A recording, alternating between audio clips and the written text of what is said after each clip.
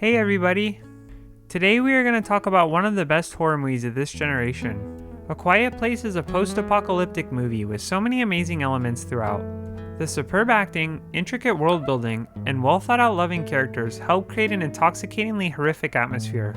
This movie is horror at its finest. That being said, I personally don't view A Quiet Place as only a horror movie. I think it's a humanistic story about finding meaning and connection in a bleak and hopeless world. Even though most of the population is now extinct, Earth brims with new life. Vegetation and overgrowth can be found in abundance.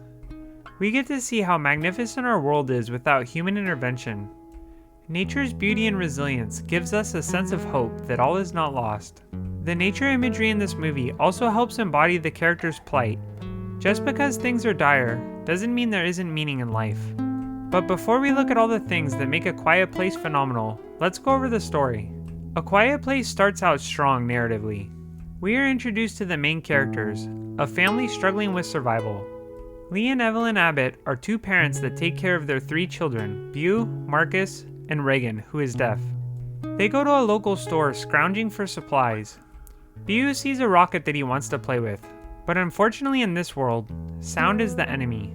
His parents, realizing this, take the rocket and remove the batteries. Unfortunately, the rocket goes off and Beau is slaughtered right in front of his parents. After this gruesome encounter, then we see the title screen. The ruthlessness of this intro sets the mood for the rest of the film. Life goes back to normal for the time being, but everyday life can't last long in A Quiet Place. Unknown creatures that hunt with sound lurk everywhere. Not much is known about the creatures other than small excerpts we can piece together from context clues. Whiteboard notes and small newspaper excerpts reveal small details about the creature. For example, we know the creatures hunt with sound and have thick armor based on the notes written by Lee. I personally think this type of subtle storytelling style works perfect for this kind of film. Exposition has its place in horror, but the scariest monsters are the ones we don't know much about. The main characters are at a huge disadvantage, but they make up for it. The Abbotts go the extra mile to be as sound conscientious as possible. Survival is contingent on silence, and the Abbotts excel in this category. Even house mice aren't as quiet as his family.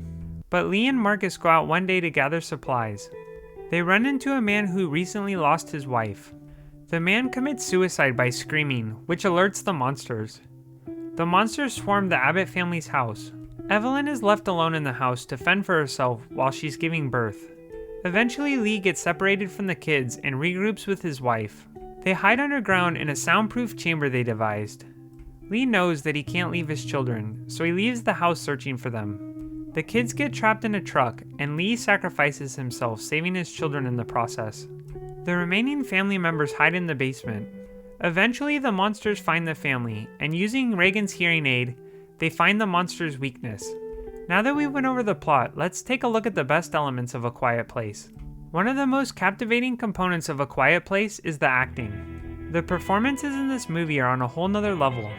Most scenes in this movie use nonverbal communication as the main form of conversing. This puts a lot of pressure on the actors. Conveying emotions nonverbally is an entirely different skill set compared to more traditional acting. For example, a character in a horror movie might say, "Help, please, I'm scared." The words signal to the audience that this character is fearful. If we compare this to A Quiet Place, the same emotion is conveyed through facial expressions and body language alone. For example, when Lee is fearful, we don't need to hear words because we can see it written on his face and in his body language. The expert performances by John Krasinski, Emily Blunt, Millicent Simmons, and Noah Jupe help us feel what the characters feel. Nonverbal acting also helps in this movie because we can empathize with the characters more. A lot of the movie is shot in silence. This can be very disorienting at first because we expect noise and interactions from the characters. But once we get adjusted, we can see how much meaning there can be in sound. Lee and Evelyn get so much joy when they listen to music, because it's one of the only escapes they have from the silence. In my opinion, this is another subtle form of storytelling. There is a deep appreciation for something so many of us take for granted. Through the nonverbal acting, we get an understanding of how difficult it can be living without sound constantly around us. Another strength in the movie comes from the thoughtfulness and intelligence of the characters. In many movies, characters make weird or dumb decisions for no reason. This isn't the case with the Abbott family. Almost every decision they make is well thought out. They create walking paths made of flowers so they don't accidentally crunch leaves or gravel. They eat steamed food that they gather locally because it's the quietest form of cooking. They even create silent versions of board games. The Abbotts also have a light communication system that tells the family if coming home is safe. Their very last line of defense are fireworks to attract the monsters to the sound. This methodical approach to life is what kept the Abbott family alive. A lot of hate has come towards this movie online because of some of the logical inconsistencies. I can understand this criticism. Why did they decide to have a child in the apocalypse? I think that this speaks to the humanity of the characters.